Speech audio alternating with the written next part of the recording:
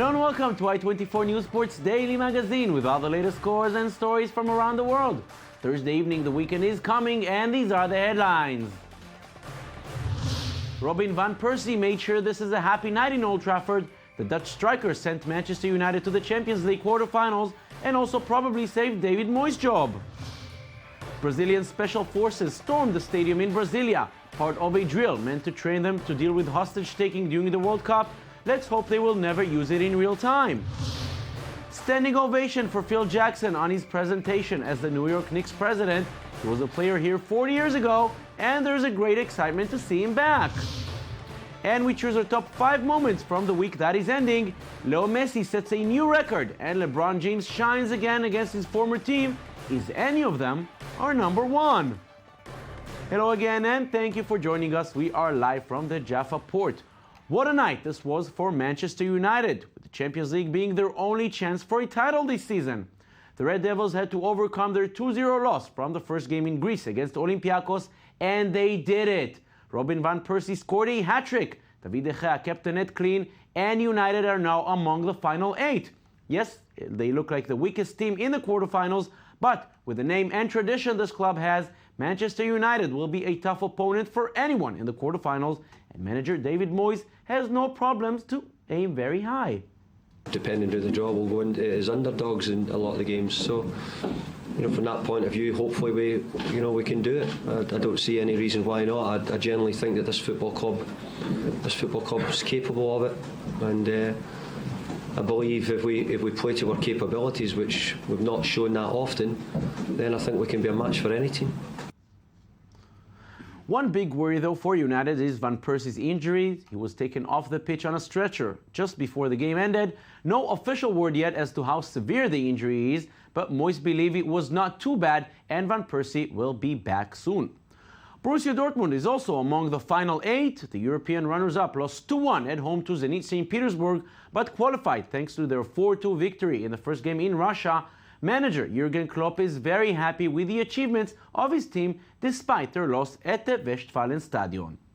Ich bin total stolz auf meine Truppe, wie sie I am really proud of my troops, how despite all adversity they managed to conquer this strong competitor. And now we will see who will get in the next round, and we'll try to see what is possible without achieving just a B grade. ohne B-Noten zu verteilen. And here are all the teams that qualified to the quarterfinals. The 3 Spanish leaders, Real Madrid, Atletico Madrid, and Barcelona. 2 Premier League clubs, Chelsea and Manchester United. The 2 German giants, Bayern Munich and Borussia Dortmund. And a sole representative from France, Paris Saint-Germain. And joining us now in the studio is I24 News football analyst Yoav Borovich. Hi, Yoav. Hi, Jonathan. So, Yoav, we just took a look at the teams. For the first time ever, I think, only the teams who finished first in the preliminary groups went in, beating the teams from second place. Most of them even nailed it in the first game, winning away. Is that the real gap between the top teams and anyone that comes after that? Yeah, I think this year we have 8 very strong teams in the quarterfinals, probably the most stronger ever. And I think there's only one team missing. I'm looking at Juventus, the Italian giants, losing to Galatasaray in the preliminaries. I think they're stronger than Galatasaray. They would have given Chelsea just part of the big crisis fight going through Italian football. Right, but Juventus is a strong team. But if we're looking at the 8 quarterfinalists, very strong team. As you said, the 3 Spanish, the 2 German, the 2 English, the 1 French, Paris Saint-Germain rich team. We have just quality all over the place. Every quarterfinal matchup, it could be explosive. Now, the only real excitement in the second leg was last night in Old Trafford. Manchester United, a terrible season, losing so much at home, but yet this is the name, this is tradition, this is a big club. It is a big club. They came on the field, having a terrible season, losing 2-0 in Greece and coming to the field with this belief: we are Manchester United, we are bigger than you, we will come and we will beat you, and if we need to win 3-0, we'll do it. If we need 4-0, they could have done it as well. They were exposed. David De Gea, the Spanish young goalkeeper, was amazing. He really saved them. And just with the situation, 1 goal for Olympiacos would have been enough. Yeah, and Olympiacos is not a weak team at all. But, having Wayne Rooney, having Robin Van Persie with a hat-trick, having all those guys really helped United. They're not a very strong team this year, but they're still Manchester United. Now, the draw will be held tomorrow in Switzerland. And there are no rules. Anything goes. So we can have giant matchups. I mean, we can have some derbies. Yeah. It can be Barcelona, Madrid. It can be Real Madrid against Bayern Munich, Manchester United, Atletico Madrid. It could be Barca, Chelsea, Barca United, Giant Paris matchups coming up. Saint-Germain. Yeah. Bayern Munich could be just giant matchups, as we said before, just like so much interest. You know, we're looking at the leagues, at the countries. Most of the leagues are not competitive enough. I think the Premier League is the only league that's really competitive. This year in Spain, you have three big teams. Yes. But you know, in Germany, Bayern Munich is killing the competition. They're In about Italy, to win the championship. Juventus is killing the competition. The same thing happens in France. You know, we don't have enough competition. But in the Champions League this year, for sure, we have 3-4 very, very strong teams. We have 8 quality teams in the quarterfinals. Now, giant sums of money. I hear teams are promising their players. Paris Saint-Germain paying. They said they're going to pay $1 million for every, or €1 million to every player for a win. But can we look at Bayern Munich as the real favorites? I mean, Real Madrid is there, Barcelona is there. We just saw how strong Manchester United is. For sure. I think Bayern Munich has the most quality players. They're the champions. As we said before, in Germany, they're beating everyone. I think they're favorites, but not very big favorites, because Real Madrid is having a great season. Barcelona, we saw against Manchester City. Strong. A very strong Manchester City team, lost twice easily to Barcelona. We have Paris Saint-Germain, a very rich team with Zlatan Ibrahimovic, with Cavani, with all those good players. So you know, Bayern are favorites, but I wouldn't be surprised if they're losing it. And obviously a lot to look up for. Yoav Borovic, thank you very much. Thank you. And there's continental action also in South America from the group stage of the Copa Libertadores. Holders Atlético Mineiro, host Nacional from Paraguay, and Ronaldinho, as usual, was the interesting figure of the game. He missed a penalty on 14 minutes, only to score another one 6 minutes later to put his team on top. The Brazilians were the better side in the first half, but 8 minutes from the break, Marcos Riveros curled in a beautiful free kick. Goalkeeper doesn't even move, and it's 1-1 at the break. The home team pressed forward and even scored again, but the goal was called off due to offside. 1-0 was the final score, meaning Mineiro still hold a 3-point lead at the top of Group 4. Staying in Brazil, but on a much more serious note regarding its security for the World Cup. Brazilian security forces conducted a safety drill at the Mani Garrincha National Stadium in the capital Brasilia, which will host 7 games in the tournament. The drill simulated a journalist being held by an attacker and security forces rushing into the field to rescue him either by foot or by helicopters. 60 members of the special forces, military police, and local police participated in the drill, as the hosting country is taking security threats very seriously ahead of the World Cup. More news from Brazil, this time regarding the 2016 Rio Olympic Games. The IOC Coordination Committee for the Games started their biannual inspection visit in Rio de Janeiro. The group will be briefed by the local organizing committee with the progress of works, with a scheduled visit to the construction sites. Rio de Janeiro Mayor Eduardo Paes stressed that his major concern is the Deodoro Olympic Park, which will host several competitions in the event. However, Paes believes the venue will be delivered on time. There were not many occasions for standing ovations the last few years when the Knicks were playing. It's been 41 years since they won a championship and 15 since being in the finals. But last night, the fans at the Madison Square Garden stood on their feet to welcome the men who many hope will finally change that. Oribon reports.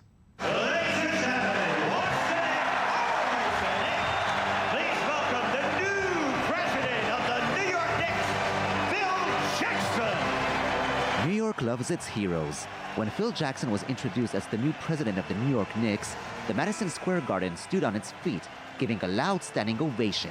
Since Jackson was announced as joining the Knicks executive staff, many in New York are hoping that one of the NBA's all-time leading coaches will put the team back on track. He's a genius. You know, he's a basketball guru. He's a genius, and he's done it so many times, so many ways, in so many different situations. So, you know, hopefully we can make something happen here. Carmelo Anthony is one who wasn't expected to accept Jackson, as he was allegedly on the new president's hit list. But with the winds of change coming to the Big Apple, Melo has likely changed his tone. I was hoping that I would be part of the future plans.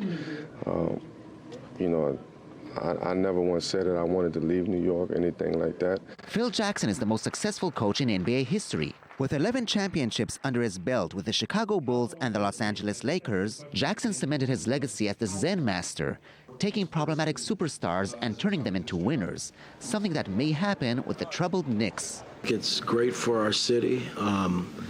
It's great for our organization. I mean, you know, you bringing in a guy who's won as a player, and has done it at a high level as a coach. I mean, it doesn't get much better than Phil Jackson. Jackson won 2 championships with the Knicks as a player in 1970 and 1973, but he never coached the team in his illustrious career. Now the long-lost son is back, trying to return the team to its winning ways. There's no better place to win than in New York City. It really is something that's special. And, you know, it had a definite impact in my decision. Since the home blowout to the Golden State Warriors in late February, the Knicks seem to have found their groove back in the Garden. With a new boss now in the stands, the team came out like a cannonball for their game against one of their oldest and toughest rivals, Eastern Conference leaders, the Indiana Pacers. Carmelo was on fire, shooting 34 points. Amare Stoudemire looked like his old self with 21 points of his own, and Tyson Chandler was back to being an unstoppable force in the paint.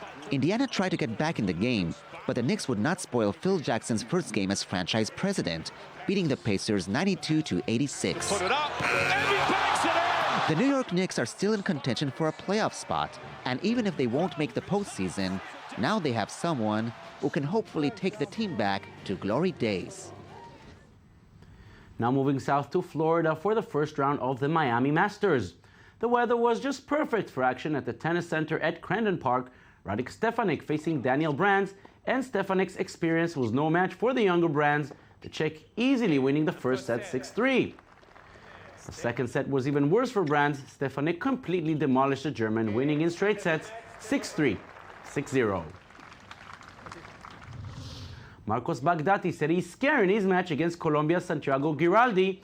2006 Olympic Australian Open finalist lost the first set 6-1, but quickly bounced back to take the next 2. Baghdatis wins the game 1-6, 6-2, and 7-5.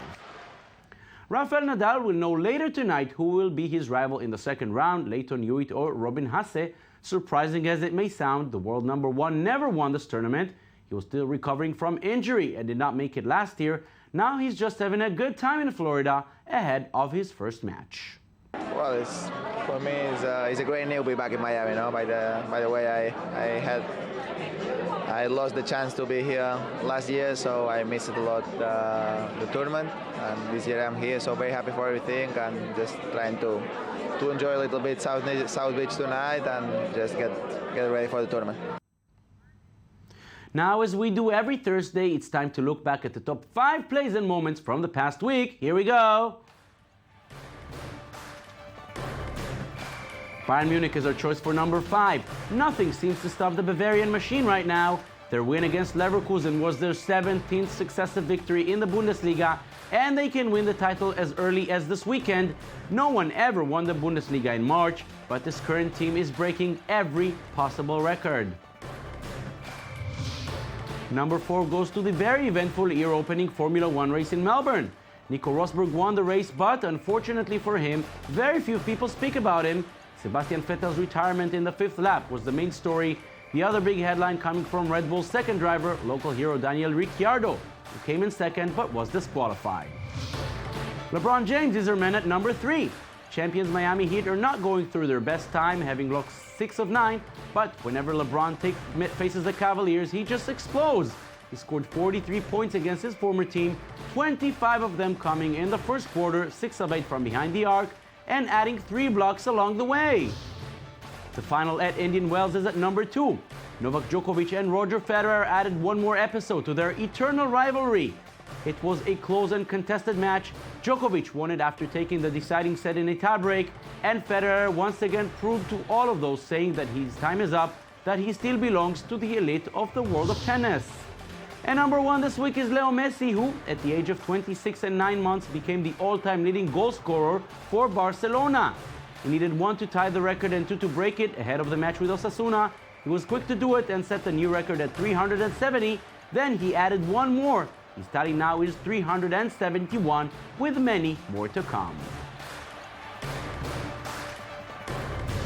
And we'll finish our show today with none other than Alessandro Del Piero, the legendary Italy and Juventus striker, who nowadays plays in Australia for Sydney Football Club, dropped by for a visit at the Sydney Cricket Ground.